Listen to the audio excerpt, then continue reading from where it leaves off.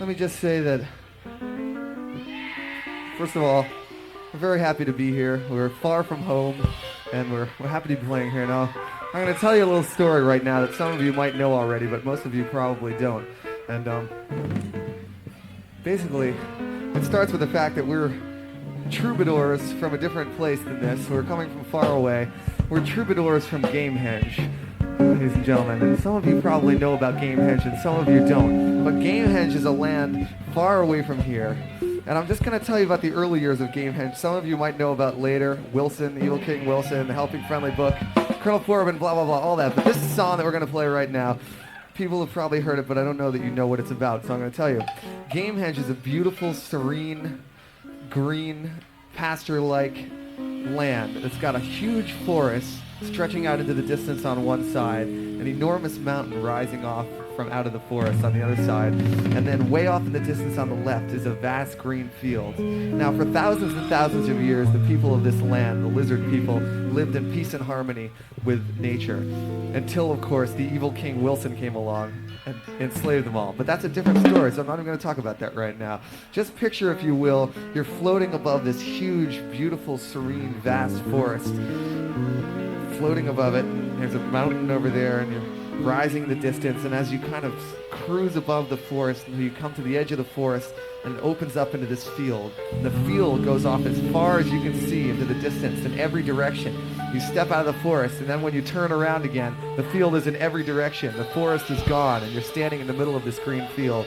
And you see off to the distance 3 lizard people walking slowly, trudging with large packs on their back across the big green field, walking slowly across the field, and you kind of get in behind them, and now you're walking across this field with the 3 lizard people, and you're walking along. You don't know where you're going, but suddenly off in the distance you see a tiny, tiny speck, and you keep walking towards it, and as it grows, you see that it's a black, something black in the middle of the field, and you're walking closer and closer, and it starts to take shape until you walk up to it, and you see that it's a huge black rhombus. It's a huge black rhombus that's going floating in the middle of the thing. And you get up to it, and you can't believe how big it was because there's no reference points because the field goes off in every direction. You couldn't see from a distance, but you keep walking and getting closer and closer until you see it's a huge black rhombus floating in the middle of a vast green field. At which point, you open up the back of your pack next to the lizard people, you take out your 3-pronged climbing utensil, and you begin to swing it around.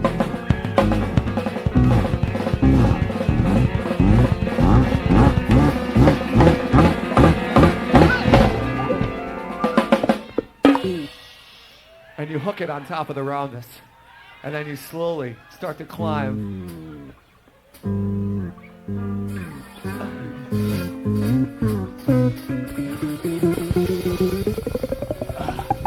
Until you get up on top of the rhombus.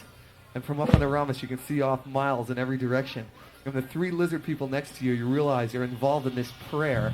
It's a yearly ritual. They're singing to the nights of the gods of the night sky, and thanking them for all the forests and the trees. And they look up at the sky and they begin to sing this prayer. And this is the prayer.